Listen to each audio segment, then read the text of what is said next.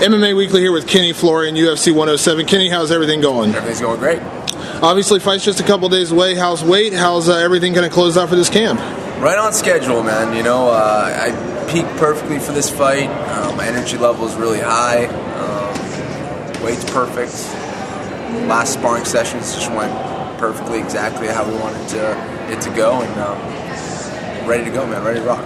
Coming on BJ Penn fight, going into this fight, what would you say are the biggest differences or the adjustments that you've made going into this one?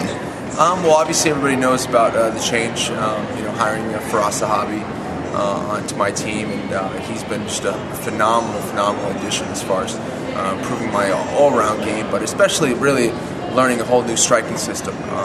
Really tightened up my boxing. Both him and Peter Welch are responsible for that. Really went back to the basics with my boxing, improved that aspect. Also had some phenomenal training for my wrestling. My wrestling definitely improved, both defensively and offensively for this fight, and my jiu-jitsu improved tremendously as well. You know, thanks to my brother Keith. We went back to the fundamentals, back to the basics. That's kind of was the theme for this fight, and I really feel like it was a rebirth of my training, and I feel ready.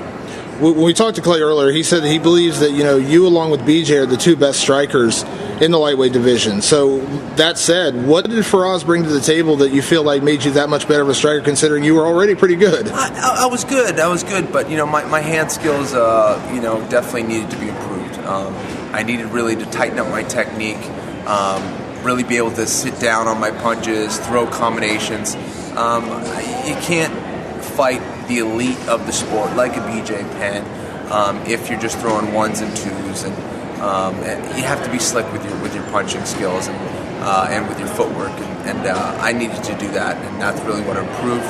I just feel much more comfortable in that realm. I ignored my boxing. It's kind of funny. People say, "Well, you ignored your boxing for BJ," but I didn't work on it as much as I should have, because I knew that BJ was good in that regard.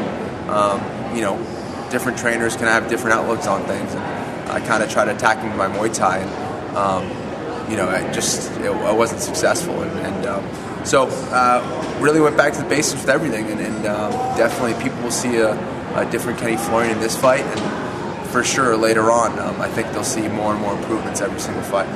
You talked about improving your stand-up, but you've also shown tremendous improvements in your wrestling. You went from the Shirk fight and then, fighting two really good wrestlers in Roger Huerta and Joe Stevenson. You put them on their back.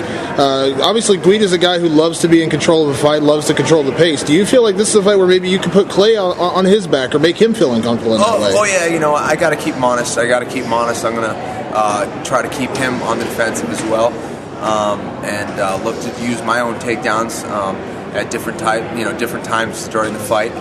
That's going to be key. If I can put Clay on his back, I definitely think I have the advantage there. I'm sure Clay's going to be trying to pressure me with his wrestling, and he's a good wrestler. But in mixed martial arts, it's a different story. I'm going to try to mix everything up in there and throw everything at him and keep him honest. Obviously, Clay's a very aggressive fighter, but you've kind of proven to be a very good counter fighter in your own right. Does Clay's style kind of play into your advantages? It can. Definitely, part of my strategy is to use Clay's aggression against him. I think his own aggression could be his downfall for this fight. Yeah, and obviously, he loves to work the clinch game as well. And in a couple of his fights, he's been able to take guys down, control them on the ground, and just grind out decisions. I mean, He's a great fighter, but he's ground out a couple decisions. How do you make sure to battle against that and not let it go to the judges? Well, it's tough, man. He's one of those guys. He brings you to his game and really is able to control you. People talk about his skill as well. He's not so dangerous with submissions. He's not going to knock you out, but he makes it very difficult for you to beat him. I just have to beat him at a technical level and try to get him to trip up and be there and really force him into a big mistake. That's going to be critical. But as we all know, Clay's a survivor. He hangs in there, and he's very good at scrambling. He's gone again. We've seen him go against Brazilian Jiu-Jitsu black belts. They can't submit him. He goes against phenomenal strikers. They can't knock him out. He's a tough guy to finish. I think it'd be a great feather in my cap if I can finish him. But right now, I'm looking to get the win. I'm going to take it as it goes, round by round, and see what happens. Obviously, your focus is solely on Clay Guida, but if you get this win on Saturday night, Kenny, where do you feel like this puts you back in the title picture or in the lightweight division? Because obviously you didn't fall very far in the fight with BJ. People still rank you pretty highly. Yeah, I definitely feel like I'm still amongst the top lightweights.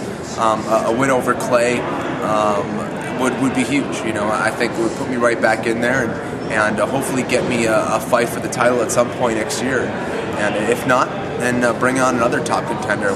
We'll battle it out and see who gets the next shot. So I'm looking forward to what this fight will bring, but I'm just looking forward to this fight first. I got to get past Clay, and then we can talk scenarios. You've been training in Canada a lot, between there and Boston, of course. If you finish Clay Guida, is there any chance at the end of this fight we could hear I finish fights, eh? I haven't picked up any of the Canadianisms yet, but I'm getting used to it. Kenny, thank you as always for the time. We appreciate it. Thank you, guys. All right.